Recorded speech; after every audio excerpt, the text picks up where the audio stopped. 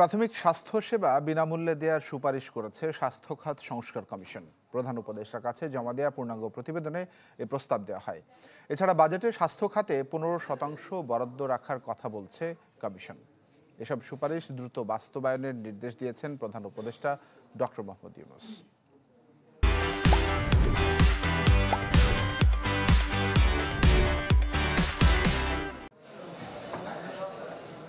স্বাধীনতার ৫৩ বছরেও স্বাস্থ্যসেবা বরাদ্দ ও এ খাতে জনবল আন্তর্জাতিক মানের তো দূরের কথা, আঞ্চলিক পর্যায়েও ছুঁতে পারেনি কাঙ্ক্ষিত মানদণ্ড।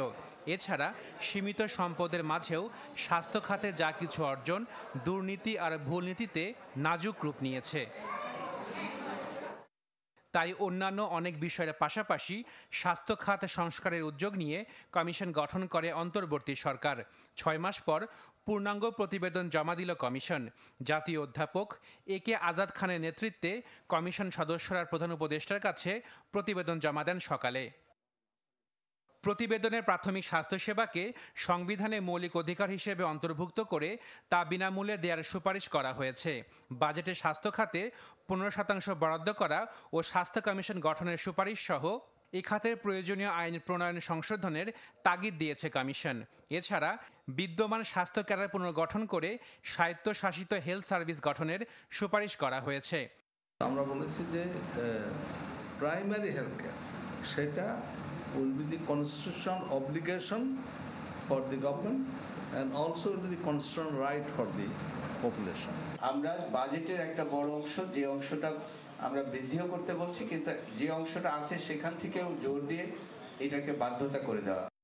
জরুরি ঔষধ প্রাথমিক পর্যায়ে বিনামূল্যে এবং অন্যান্য ক্ষেত্রে ভর্তুকি মূল্যের সরবরাহ নিশ্চিত করতে বলা হয়েছে। সব বিভাগে গড়ে তুলতে বলা হয়েছে আন্তর্জাতিক মানের রেফারেল হাসপাতাল। এছাড়া বেসরকারি হাসপাতাল এবং ডায়াগনস্টিক সেন্টারের সেবার মূল্য মান নিশ্চিত করতে কঠোর তদারকির সুপারিশ করেছে কমিশন। প্রতিটি স্টুডেন্ট থেকে আমরা প্রায় সমস্যা দেখি, নার্সদের বেতন নিয়ে সমস্যা, স্বাস্থ্যকর্মীদের সমস্যা। বেসরকারি প্রতিষ্ঠানগুলোতে এক এক জায়গায় এক এক রকম বেতন দেয়, কিন্তু কোনো কাঠামো নাই।